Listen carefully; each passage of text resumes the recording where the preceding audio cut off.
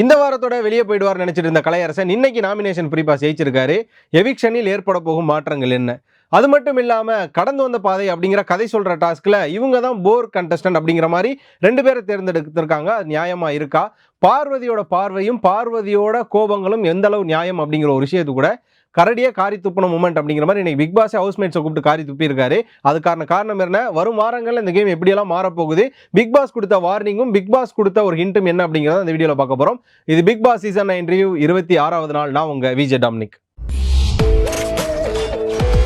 So முன்னாடி சொன்ன விஷயங்கள்லாம் பார்க்கறதுக்கு முன்னாடி இன்னைக்கு நடந்த 2 முக்கியமான விஷயத்த ஒரு ஹிண்டாக சொல்லிடணும்னு நினைக்கிறேன். அது என்ன அப்படின்னு பார்த்தீங்கன்னா, திவாகர் விசஸ் விக்கல்ஸ் விக்ரம் அப்படிங்கிற ஒரு விஷயம் தான். விக்கல்ஸ் விக்ரம் வந்து ஒரு விஷயத்தை நேரடியாக சொல்ல பயப்படுறாரு. நேற்று பிக் பாஸ் கூப்பிட்டு காரி துப்பி அமிச்சார் அப்படிங்கிறத சொல்லியிருந்தோம். அதை வந்து நம்ம திவாகர் இன்னைக்கு ஒரு பாயிண்ட் அவுட்டாக எடுத்துக்கிட்டு உனக்கு வந்து தைரியம் இல்லை அப்படிங்கிற மாதிரியான ஒரு வார்த்தை விடுறாரு. அதனால பார்த்தீங்கன்னா விக்கலுக்கும் இன்னொரு பக்கம் திவாகருக்கும் பிரச்சனை வருது. பிரச்சனை வந்ததுக்கப்புறம் இன்னொரு தடவை என்ன தைரியம் இல்லைன்னு சொல்லாதீங்க, அது நான் ஏற்றுக்கவே மாட்டேன். ஏன்னா நீங்கள் நாமினேஷனை ஃபேஸ் பண்ணா இத்தனை 4 வாரமாக நான் நாமினேஷனை ஃபேஸ் பண்ணிட்டு தான் இருக்கேன். ஸோ இனிமேல் நீங்கள் சொல்லக்கூடாதுங்கிற மாதிரியான ஒரு சண்டை வருது. அதுக்கப்புறம் இனிமேல் நான் சொல்ல மாட்டேன்ப்பான்னு சொல்லிவிட்டு உன்னை விட நான் நல்லா பர்ஃபார்ம் பண்ணியிருக்கேன், வெளியில் போய் பார்த்துக்கின்ற ஒரு வார்த்தை வர்றார் திவாகர். என்ன தலைவன் இன்னைக்கு இப்போ ஆரம்பிச்சிட்டாப்லே அப்படின்னு நினச்சிட்டு இருந்தேன். ஏன்னா ப்ரொமோ வேற எனக்கு காரசாரமாக வந்ததா, அதெல்லாம் உள்ளே இருக்கும் பார்த்தீங்கன்னா அதெல்லாம் இல்லாமல் ஒரு விஷயம் வந்துச்சு. சரி, அதுக்கப்புறமா பார்த்தீங்கன்னா வியன்னாவோட ஒரு விஷ வேலை. ஓகே, இது வந்து நம்ம விஷயமாக கூட எடுத்துக்கலாம். வியன்னாவோட பாயிண்ட் ஆஃப் வியூலேருந்து கூட சொல்லலாம்.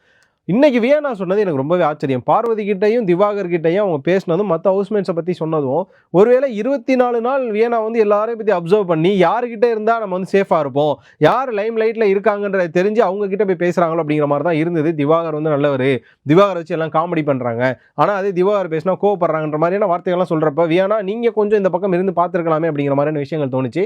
இது இன்னைக்கு அந்த வீட்டில் நடந்த 2 மிக முக்கியமான விஷயங்கள். அதுக்கப்புறமா டாஸ்க்கு கடந்து வந்த பாதை, அதுக்கப்புறமா வந்த பிக் பாஸ் வார்னிங் மாதிரி தான் போச்சு.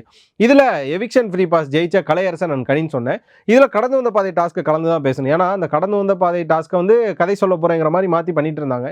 இதுல யார் வந்து பெஸ்டா கதை சொன்னா, யார் ஒஸ்டா கதை சொன்னா, யாரோட கதை வந்து போரா இருந்தது அப்படின்ற பட்சத்துல சபரியான் எஃப்ஜே இவங்களோட கதை வந்து போரா இருந்தது. அதுக்கப்புறம் வந்து திவாகரோடதும் போரா இருந்ததுன்னு சொன்னாங்க. ஏன்னா கொடுத்த வாய்ப்பை பயன்படுத்திக்காத லிஸ்ட்ல ஒரு பக்கம் துஷார் இருக்காரு. ஏன்னா அவருக்கு கிடைச்சது ஒரு மிகப்பெரிய மேடை, புதுக்கோட்டையிலேருந்து வந்திருக்காரு.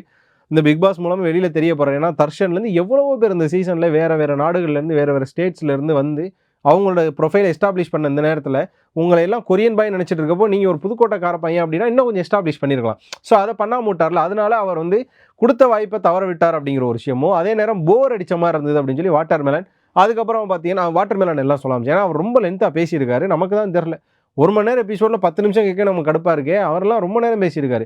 அது மட்டும் இல்லாமல் சபரியன் எஃப்ஜே சொன்னதில் கதை லென்த்தாக இருந்திருக்கு. 2 மணி நேரம் பேசியிருக்காப்புல எஃப்ஜே. வெளியில் வந்து எல்லாம் வெறியாகிறேன், என்னடா 2 மணி நேரம் பேசுகிறான் அப்படின்னு.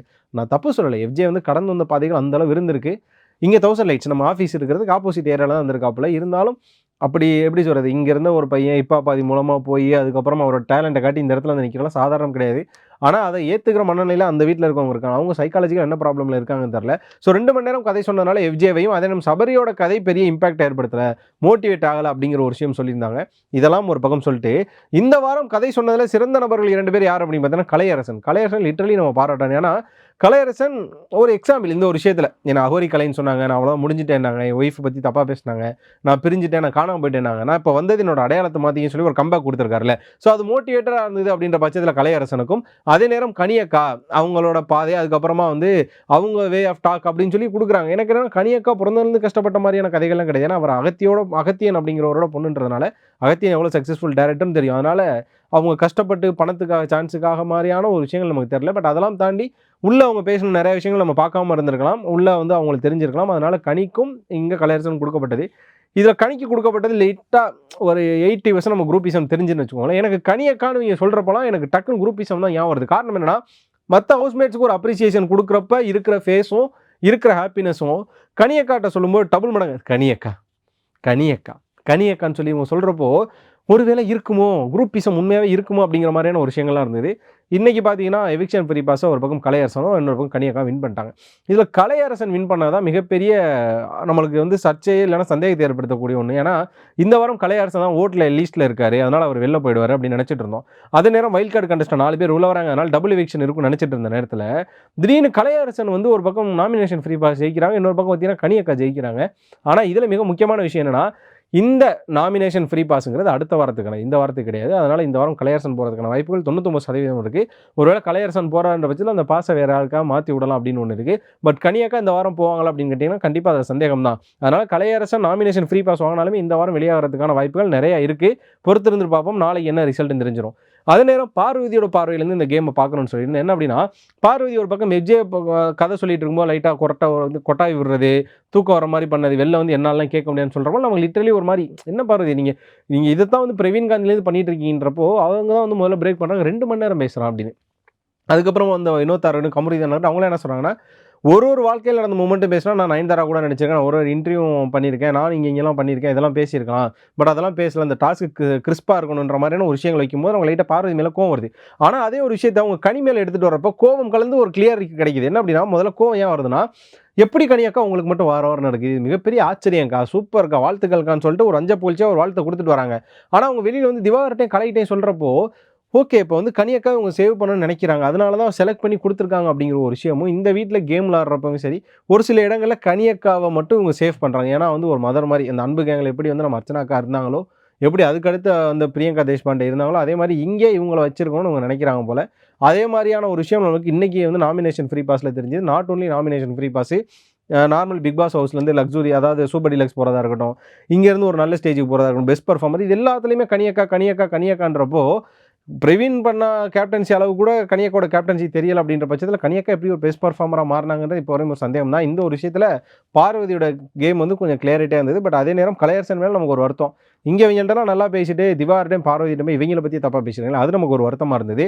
அண்ட் ஃபைனலாக பார்த்தீங்க அப்படின்னா, நான் சொன்னது கரடியை காரி துப்புன மூமெண்ட். இவ்வளோ நாள் வெளியில் மக்கள் கழுவி ஊற்றி வந்த விஜய் சேதுபதி கழுவி ஊற்றி ஆடியன்ஸ் கழுவி ஊற்றி ஒழுங்காக கேம் விளாடுங்கடா, கண்டென்ட் கொடுங்கடா, டர்ட்டி கேம் விளாடாதீங்க, நீங்கள் வந்து ரொம்ப வியர்டாக இருக்கீங்க, இத்தனை சீசன் இல்லை, நாங்கள் பார்த்த 9 சீசனில் இந்த 9ஆவது சீசன் மட்டும்தான் ஒஸ்ட்டுன்னு சொல்லி வெளியில் பேசின எல்லா கருத்துக்களையும் இன்னைக்கு பிக் பாஸ் உள்ளே பேசிட்டாரு.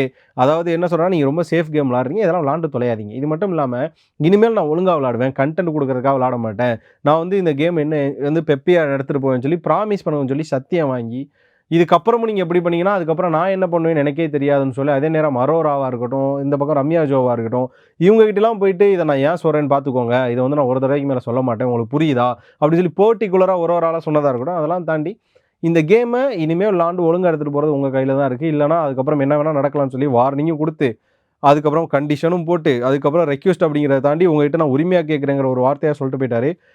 எனக்கு தெரிஞ்சு பிக் பாஸ் 9 சீசன், அந்த 9 சீசனில் போன சீசன் வந்து விஜய் சேதுபதி அடிக்கடி சொன்னார், கேம் இன்னும் கொஞ்சம் இன்ட்ரெஸ்ட்டாக விளாடுங்க, இன்னும் இன்ட்ரெஸ்ட்டாக விளாடுங்க அப்படின்னு.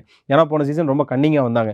ஆனால் இந்த சீசன் அதோட அதிக அளவில் கன்னிங் வந்திருக்கேன். இந்த தடவை பிக் பாஸே சொல்கிறாரு, டிப்ளமேட்டிக்காக ஏன் விளாட்றீங்க, நீங்கள் நடுநிலையாக இருக்கணும்னு அவசியமே கிடையாது. வந்து யாருக்குன்னா சபரிக்கும் இன்னொரு பக்கம் விக்கல் விக்ரமுக்கும் சொல்கிறாரு. அது சொல்கிறப்போ அவங்கள தான் காட்டுறாங்க, அதனால தான் நம்ம சொல்கிறோம். ஸோ நடுநிலைவாதியாக இருக்கணும்னு அவசியம் கிடையாது, அதே நேரம் டிப்ளமேட்டிக்காக இருக்கணும்னு அவசியம் கிடையாது, கேம் விளாடுங்கன்னு சொல்லியிருக்காரு. எனக்கு தெரிஞ்சு ஓவராலாக உலகளாவிய பிக் பாஸ் வரலாற்றிலே முதலாக ஒரு பிக் பாஸே இறங்கி வந்து கெஞ்சுற மாதிரி கெஞ்சி அப்படியே லைட்டாக கழுவி ஊற்றி செருப்பை சாணியில் முக்கி அடித்த ஒரே சீசனாக அது இதுதான்.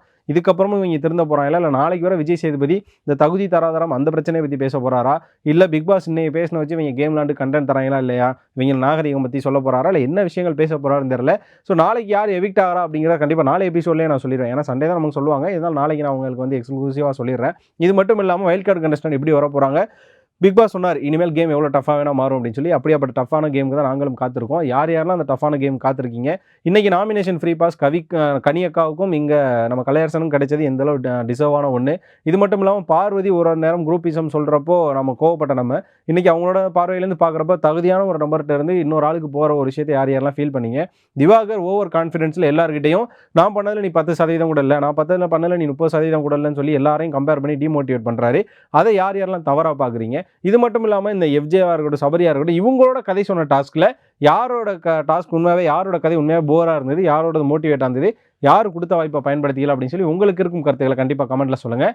இந்த வீடியோ பிடிச்சிருந்தா லைக் பண்ணுங்கள், ஷேர் பண்ணுங்கள். மறக்காமல் மாலை முரசு வைபை சப்ஸ்கிரைப் பண்ணிவிட்டு பக்கத்தில் இருக்க பெல் ஐக்கானை கிளிக் பண்ணிக்கோங்க.